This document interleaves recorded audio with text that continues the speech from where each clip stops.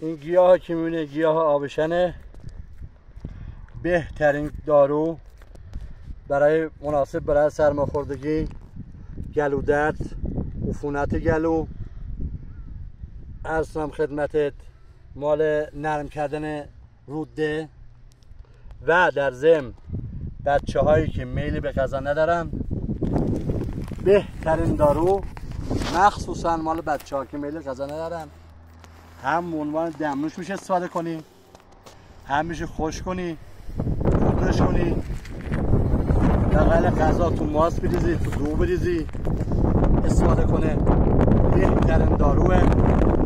ارسم خدمت مناسب برای روشنایی چشم، ارسم خدمت نفخ معده، نفخ شکم، درد شکم، ارسم خدمتت و هزاران خاصیت دیگه.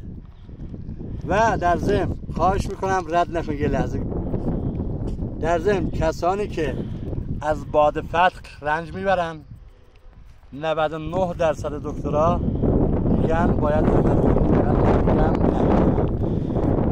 یه سی هستن شرایط عمل ندارن، براشون خطرناکه. یه سی هستن که شرایط مناسب نیست، من نمیتونم کنم. کلمه باد فتق تو کامنت برم ارسال کنید، براتون رایگان ارسال میشه.